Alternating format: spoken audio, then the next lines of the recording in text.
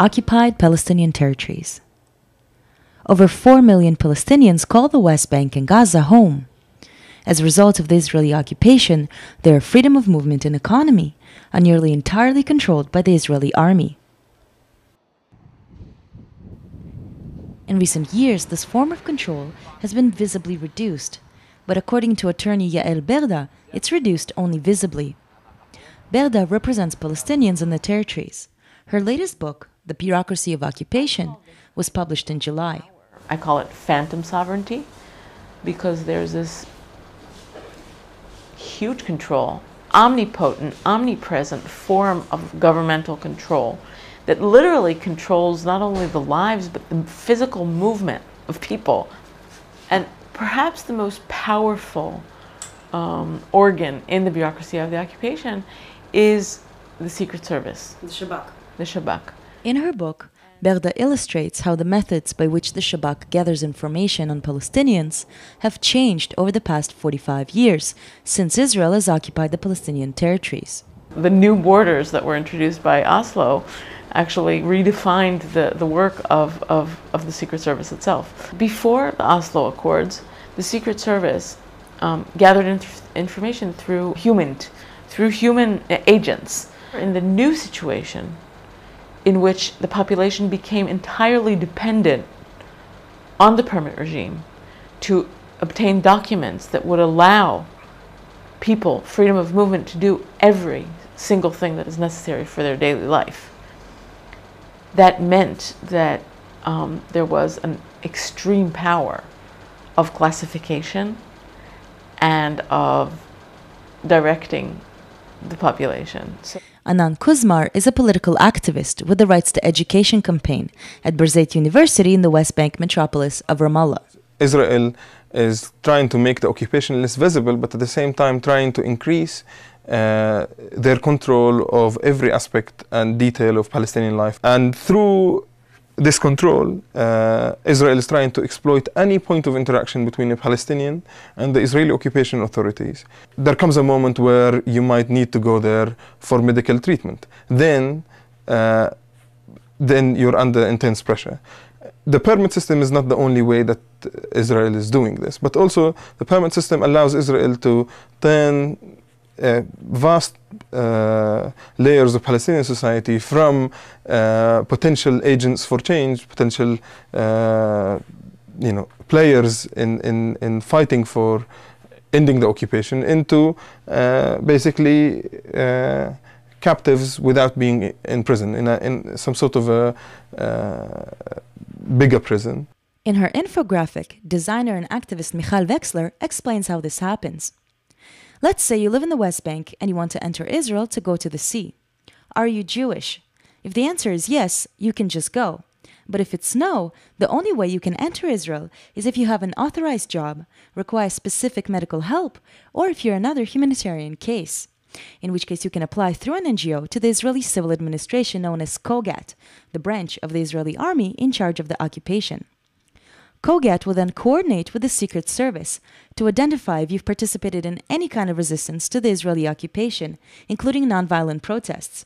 If you or someone in your family has been a prisoner in an Israeli jail who was wounded or killed by the Israeli army, or if you're a victim of a home demolition, in which case your request will be denied because of the prospect of retaliation. 35% of permits are denied for unknown reasons, in which case you can either give up, call an NGO, or pay for a lawyer. This can take years, and 70% of appeals are granted. There's not clear rules. There's only categories that change and shift according to the needs at the time. But everything is organized around this, this idea of security threat. It's basically about your age and where you were born. So it's literally like a geographic or an age group kind of thing. The randomness of the system is actually part of the game. For the game to work, the system needs to only target a small number of people and not all the time. Say if every time you apply for a permit, you're required to collaborate with the Israelis, or you're asked to, then no one would apply for permits because it will become frowned upon. People will start suspecting you just for the mere fact that you even attempted to apply, knowing that you will be asked to collaborate with Israel. But the other kind, the kind about information, is one, if anybody in your family has been hurt by the Israeli army, you will be classified as a security threat because of the element of revenge. In 2008, the Israeli organization Physicians for Human Rights collected testimonies from Palestinian patients about their interrogations and how the Shabak attempted to recruit them to provide information. אני עבד. בתאריך 14 לינואר 2008 הלכתי לישראל לטיפול. בארז עברתי בידוק עד שהגעתי למקום שבו היה החייל. נתתי לו את תעודת הזהות ואת ההיתר, ולאחר מכן אמר לי החייל, שב. ישבנו בערך 3 שעות, ולאחר 3 שעות הגיעו 2 אנשים בלבוש אזרחי, ולקחו אותי לחדר, ובדקו אותי באופן מדוקדק מאוד. ולאחר שנבדקתי, לקחו אותי למעבר תת-קרקעי עם מדרגות, ולעוד מעבר עם מדרגות, עד שהגעתי למבנה ועלינו למעלה. נכנסתי לחדר, בו מצאתי גבר בגיל 40, קרח, שאמר לי, מה שלומך? עניתי לו, השבח לאל. הוא שאל אותי, איך הבריאות עכשיו? אמרתי לו, יותר טוב, השבח לאל. הוא שאל אותי, האם אתה נשוי? עניתי, כן, יש לי 5 ילדים, 3 ילדים ו2 בנות. אחר כך צחק ופתח את המחשב, וסובב את המסך לעברי, ושאל, מי בתמונה הזאת? הסתכלתי והשבתי, זו תמונה של אח שלי. הוא שאל, מה הוא עושה? עניתי, הוא מוכר גבינה. הוא אמר, אתה משקר, ואמר שהוא במשטרה של החמאס. עניתי, כן, הוא היה מוכר פיצוחים ולאחר מכן מכר גבינה, אך זה לא הספיק עבורו. לאחר מכן הוא התחיל לעבוד במשטרת חמאס, מפני שיש לו 8 ילדים. הוא עבד כנהג. אחר כך הוא שאל אותי, מי נוסע איתו? אמרתי לו שאני לא יודע. אחר כך אמר לי, אתה מקרה הומניטרי, אתה צריך לעזור לנו כדי שנעזור לך. אמרתי לו, האם אתה יודע ממה נפצעתי? נפצעתי כשהייתי בחווה. הוא אמר לי, אני יודע. אתה רוצה לקבל טיפול בישראל ואינך רוצה ללכת להניע שיטפל בך? אמרתי, אני רוצה לקבל טיפול בישראל. לאחר מכן הוא הזכיר 2 שמות של פלסטינים מאצלנו ושאל, האם אתה מכיר אותם?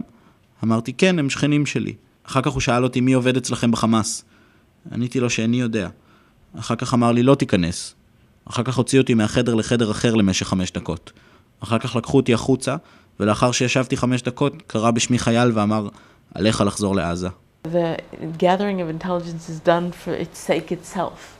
Like knowing all this information about the population, regardless of who they are. Because it's obvious that there is no interest specifically only in terrorists or only in people who are involved in military actions, but there's this wide interest in all the information about the population that is used to control everything about its life.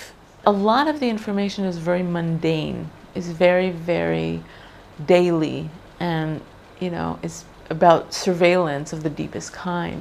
Basically, like, they're asking you to be a surveillance camera.